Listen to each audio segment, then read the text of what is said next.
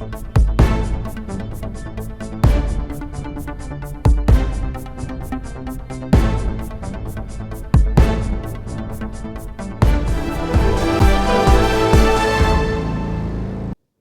Welcome to ఋషి reports. ఇవాళ దేశవ్యాప్తంగా లోక్సభ ఎన్నికల ప్రచారంలో భాగంగా అటు భారతీయ జనతా పార్టీ, ఇటు కాంగ్రెస్ పార్టీల మధ్య విస్తృతంగా జరుగుతున్న చర్చ. మరోసారి బీజేపీ తిరిగి అధికారంలోకి వస్తే భారతదేశంలో రిజర్వేషన్లను రద్దు చేస్తుందా అనేది ప్రధానంగా జరుగుతున్న చర్చ.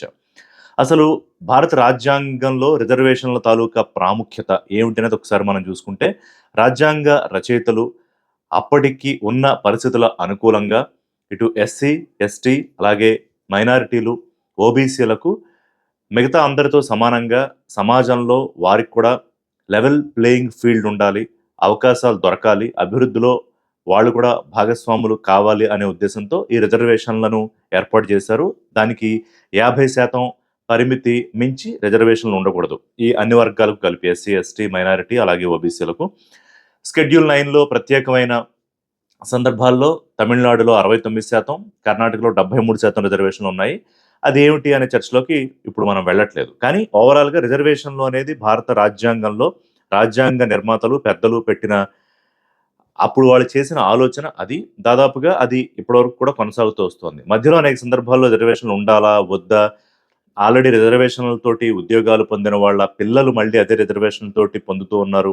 సో, ఆయా సామాజిక వర్గాల్లోనే పేద విద్యార్థులకు, అవకాశం లేని వాళ్ళకి కూడా అవకాశాలు రావట్లేదనే చర్చ కూడా అనేక సందర్భాల్లో జరిగింది. అదొక పెద్ద చర్చ.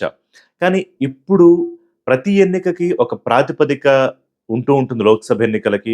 ఈసారి చాలా విస్తృతంగా ఈ రాజ్యాంగం మార్పు జరిగిపోతుంది, లేకపోతే రిజర్వేషన్ రద్దు చేస్తారనేది రాహుల్ గాంధీ ప్రధాని పోటీదారుగా ఐఎన్‌డీఏ కూటమి నుంచి అనఫీషియల్‌గా ఆయన మాట్లాడుతూ ఉన్నా, ముఖ్యంగా తెలంగాణ ముఖ్యమంత్రి రేవంత్ రెడ్డి చాలా పెద్ద ఎత్తున చాలా స్ట్రైకింగ్ వర్డ్స్ తోటి ఆయన మాట్లాడుతున్నారు. తాజాగా ప్రెస్ మీట్‌లో కూడా ఆయన ఈ రకమైన కామెంట్స్ చేశారు.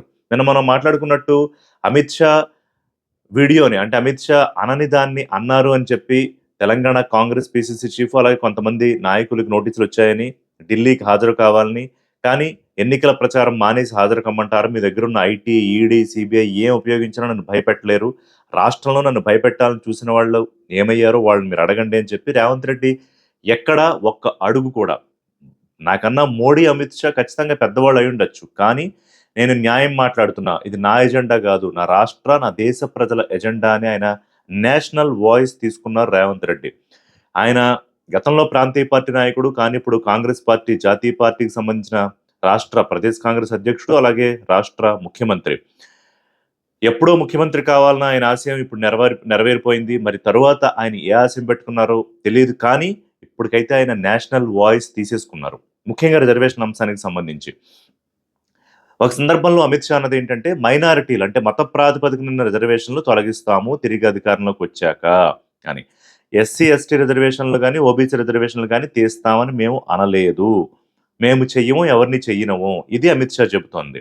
రాజ్యాంగాన్ని మార్చేస్తామని కాంగ్రెస్ పార్టీ అంటోంది. కానీ వాళ్ళు తప్పుడు ప్రచారం చేస్తున్నారు. రాజ్యాంగం అంబారీ మీద వెళ్తూ ఉంటే నేను కింద నడిచి వెళ్తాను కాపలాదారుగా అని మోదీ అంటూ ఉన్నారు. కానీ దానికి భిన్నంగా ఇటు రాహుల్ గాంధీ, రేవంత్ రెడ్డి రాజ్యాంగం మార్పు జరిగిపోతుంది, ఈ ఎన్నిక, ఈ లోక్సభ ఎన్నిక రాజ్యాంగ మార్పు జరగాల లేదా అనే ప్రాతిపదికన దేశ ప్రజలు ఆలోచించుకుని ఓట్లేయాలి అని చెప్పి కూడా పిలుపునిస్తూ ఉన్నారు.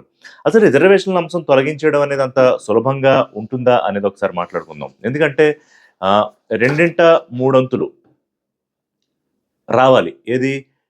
ఏదన్నా ఒక రాజ్యాంగంకి సంబంధించి ఒక పెద్ద సవరణ చేయాలంటే ఇప్పటిదాకా దాదాపు ఒక 120 పైగా సవరణలు జరిగాయి. కానీ రాజ్యాంగ మౌలిక సూత్రాలను, రాజ్యాంగ మూలాన్ని మార్చే అవకాశం రాజ్యాంగం కల్పించట్లేదు.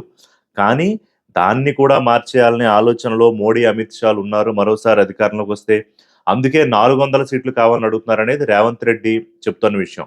నేను ఫేక్ వీడియోలు చేయాల్సిన కర్మ నాకేంటి? నేను ఒక రాష్ట్రానికి ముఖ్యమంత్రి, ప్రెస్ మీట్లు పెట్టి బహిరంగ సభల్లోనే నేను నేరుగా చెప్తున్నాను, బీజేపీ మళ్ళీ గెలిస్తే రిజర్వేషన్లు రద్దు చేస్తుందని. ఏం చేసుకుంటారో చేసుకోండి, ఏం కేసులు పెట్టుకుంటారో పెట్టుకోండి, నేను ఎవరికి భయపడను అని రేవంత్ రెడ్డి చాలా స్పష్టంగా చెప్తున్నారు. అంటే బీజేపీ తిరిగి అధికారంలోకి వస్తే రిజర్వేషన్లు రద్దు చేసేస్తుందా? 10 ఏళ్లుగా అధికారంలో ఉన్నప్పుడు మేము ఎప్పుడూ అటువంటి ప్రస్తావన తీసుకురాలేదు. ఇప్పుడు ఎందుకు అటువంటి భయాలు కల్పిస్తోంది కాంగ్రెస్ పార్టీ అనేదేమో అమిత్ షా మాట. అసలు బీజేపీ, ఆర్ఎస్ఎస్ కుట్ర దేశంలో రిజర్వేషన్లు ఉండకూడదు. దేశాన్ని ఒక మెజారిటీ వర్గానికి సంబంధించి ఇంకా మాట్లాడాలంటే ఒక హిందూ దేశంగా పూర్తిగా మార్చేయాలనేది ఆర్ఎస్ఎస్ సిద్ధాంతం. దాన్నే బీజేపీ ఫాలో అవుతుందని కూడా రేవంత్ రెడ్డి మాట్లాడుతున్నారు. 2/3 మెజారిటీ వస్తే రద్దు చేసేస్తారని చెప్తున్నారు. ఆ! అలాగే కులాధారిత రిజర్వేషన్లు సరికాదని 2015లోనే ఆర్ఎస్ఎస్ సిద్ధాంతకర్త ఎన్‌జీ వైద్య ప్రతిపాదిస్తూ రాసిన వ్యాసంగం గురించి కూడా ఆయన మాట్లాడారు. అందుకనే 2025లో బీజేపీ తిరిగి గెలిచిన తర్వాత మూడోసారి రద్దు చేసేస్తారని ఎవిడెన్షియల్‌గా అంటే ఆయన ఎవిడెన్సెస్ చెప్తూ ఆ విషయాన్ని చాలా స్పష్టంగా చెప్తున్నారు. అలాగే గతంలో బీజేపీ స్పీకర్లు సుమిత్రా మహాజన్ గాని, కొంతమంది కేంద్ర మంత్రులు గాని, మంత్రులు గాని, నాయకులు గాని ఈ అంశం మీద చాలా ఓపెన్‌గానే మాట్లాడారు వ్యతిరేకంగా. సో, ఆర్ఎస్ఎస్ క్లియర్‌గా ఈ రిజర్వేషన్‌లకు వ్యతిరేకము అని ఆయన ప్రస్తావిస్తున్నారు. కాదు అని ఆర్ఎస్ఎస్ పెద్దలు చెప్పగలరా? అని చెప్పి కూడా రేవంత్ రెడ్డి క్వెషన్ చేస్తూ ఉన్నారు. అలాగే రాజ్యాంగ మార్పు జరగాలా? లేదా? అనే రిఫరెండం ఆధారంగా ఈ లోక్‌సభ ఎన్నిక జరగాలి అనేది రేవంత్ రెడ్డి ఇస్తున్న పిలుపు. కేవలం అంటే ఆయన దీన్ని నేషనల్ ఇష్యూ చేసి ఇది నేషనల్ మీడియాలో కూడా చాలా హైలైట్ అవుతోంది. అంటే రేవంత్ రెడ్డి ఓ పక్కన కేరళ వెళ్లి ప్రచారం చేస్తున్నారు. ఓ పక్కన కర్ణాటక వెళ్లి ప్రచారం చేస్తున్నారు. సరే రాహుల్ గాంధీ ఎలాగూ జాతీయ నేతగా తిరుగుతారనుకుంటే ఆయన ఇదే అంశం మాట్లాడుతున్నారు గానీ, రేవంత్ రెడ్డి ఈ అంశం మీద స్పెషల్ అట్రాక్షన్‌గా నిలిచారు. కేవలం తెలంగాణలో 17 సీట్లలో 10, 12 సీట్లు టార్గెట్‌గా పెట్టుకుని వాటిని సాధించడం మాత్రమే కాకుండా అంతకన్నా పెద్ద టార్గెట్ రేవంత్ రెడ్డి ఏదో ఆలోచిస్తున్నారనేది చాలా స్పష్టంగా ఉంది. ఓ పక్కన మైనారిటీలకు 4% కాంగ్రెస్ అప్పుడు రిజర్వేషన్ ఇచ్చింది. దాన్ని రద్దు చేసేస్తామని ఎనీవే క్లియర్‌గా అమిత్ షా చెప్తున్నారు గానీ ఎస్సీ, ఎస్టీ, ఓబీసీ రిజర్వేషన్ల గురించి కాదు. కానీ మరి ఎందుకింత స్ట్రాంగ్‌గా రేవంత్ రెడ్డి చెప్తూ ఉన్నారు? డివైజివ్ పాలిటిక్స్ తీసుకొచ్చే ఆలోచన చేయడం వల్ల ఎవరికి ఉపయోగం? అంటే ఇటు ఎస్సీ, ఎస్టీ, మైనారిటీ, ఓబీసీల ఓట్లను ఎట్టి పరిస్థితుల్లోనూ బీజేపీకి వెళ్ళనివ్వకుండా అన్ని రాష్ట్రాల్లో ఇటు ఐఎన్‌డీఏ కూటమికి తీసుకొచ్చే ప్రయత్నంలో భాగమా? అలాగే ఈ నేపథ్యంలోనే మోడీని ఆయన కన్వర్టెడ్ బీసీ అని కూడా అన్నారు. మోడీ ముఖ్యమంత్రి కాకముందు ఆయన ఫార్వర్డ్ క్యాస్ట్, ముఖ్యమంత్రి అయిన తర్వాత ఆయన ఆ క్యాస్ట్‌ని ఆ రాష్ట్రంలో బీసీలోకి మార్చారు అని చెప్పి.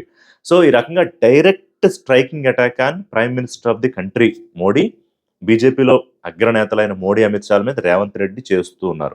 రేవంత్ రెడ్డి దూకుడు మనకు తెలియంది కాదు. ఆయన గతంలో కే ఇటు కేసీఆర్ మీద లేకపోతే అంతకుముందు తెలుగుదేశంలో ఉన్నప్పుడు సీనియర్ల మీద ఆయనన్నీ చేసుకుంటూనే వచ్చి ఇవాళ తెలంగాణ రాష్ట్రానికి ముఖ్యమంత్రి అయ్యారు. ఇక అంతకు మించి ఆయన జాతీయ స్థాయిలో కూడా ఒక ప్రొజెక్షను, ఈ రిజర్వేషన్‌ల అంశాన్ని ఇంత కీలకంగా ప్రస్తావించడం వెనకాల ఒక ఎజెండా అయితే ఖచ్చితంగా ఉన్నాయని అనిపిస్తోంది. సో, చారిత్రకంగా, సామాజికంగా బలహీన వర్గాలకు అవకాశం కల్పించే ఆలోచనతో అప్పుడు రిజర్వేషన్ అనే అంశాన్ని రాజ్యాంగంలో పొందుపరిచారు రాజ్యాంగ నిర్మాతలు, పెద్దలు. 50% కోటా మనం ఇంతకుముందు చెప్పుకున్నాం. మరి రిజర్వేషన్‌లు ఎత్తివేయాలి అనే ఆలోచనే చాలా ప్రమాదకరం. మాకు ఆ ఆలోచన లేదు మొర్రో అని బీజేపీ పెద్దలు అంటూ ఉంటే, వాళ్ళని డిఫెన్స్‌లో పడేస్తున్నారు ఇటు రేవంత్ రెడ్డి, రాహుల్ గాంధీని మించి. అంటే మళ్ళీ వాళ్ళు తిరిగి సమాధానం చెప్పుకోవాల్సిన పరిస్థితి కల్పిస్తూ ఆయన ప్రెస్ మీట్‌లు గాని, లేకపోతే బహిరంగ సభల్లో గాని మాట్లాడుతున్నారు.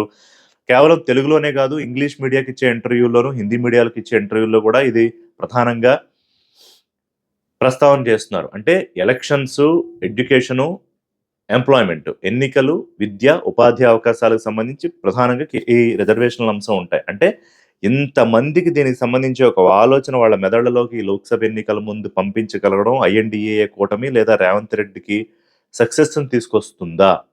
బీజేపీకి వ్యతిరేకంగా మారుతుందా? 400 సీట్ల ఆశను కొల్లగొడుతుందా?